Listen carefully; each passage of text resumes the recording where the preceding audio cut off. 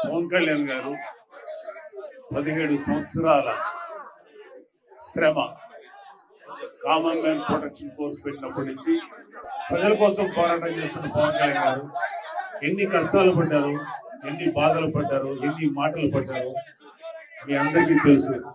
2019లో ఓడిపోయినా సరే కుంగిపోకుండా మళ్ళీ తిరిగి రాజకీయ రణక్షేత్రంలో ఆయన ముందుకెళ్లారు. పిఠాపురంలో నిలబడినందుకు మీరందరూ కూడా ఎంతో ప్రేమతో ఆయన ఓటేసి గెలిపించారు. మీ అందరికీ హృదయపూర్వకమైన థ్యాంక్స్. మనస్ఫూర్తిగా మీ అందరికీ ప్రేమగా థ్యాంక్స్. వైసీపీ వాళ్ళకి అది ఒక లగ్జరీ, జనసేనకి ఇది ఒక బాధ్యత, పదవి అనేది. ఇంతకు ముందు నోటుకు వచ్చినట్టు మాట్లాడిన వాళ్ళు చాలా మంది ఉన్నారు. ప్రజలందరూ మనల్ని గెలిపించింది వాళ్ళ శ్రేయస్సు కోసం, వాళ్ళ అభివృద్ధి కోసం, వాళ్ళ మంచి భవిష్యత్తు కోసం గెలిపించారు. కాబట్టి మీరందరూ ఆశించినట్టు మేమేదో మీడియాకి ఎక్కి వాళ్ళని వీళ్ళు తిడతాం అనుకోకండి, మాకు అలవాట్లేదు. ఆ చండాలపు కల్చర్ వాళ్ళకి తప్ప మాది కాదు. ఆయన మాకు పని చేయడానికి అవకాశం ఇచ్చారు, అదే మా సంతోషం.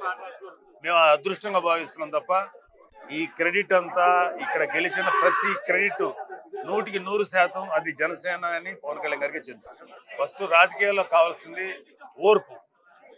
17 సంవత్సరాలు ఆయన ఓర్పుగా నిరీక్షించాడు.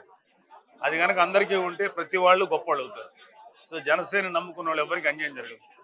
2014 నుంచి ఇంకా అంతకు ముందు నుంచి కూడా ఉన్న ప్రతి ఒక్కళ్ళు ఇప్పుడు దాకా ఉన్న వాళ్ళకి ఖచ్చితంగా మంచి న్యాయం జరుగుతుంది. కాకపోతే ఓర్పుగా ఉండాలి.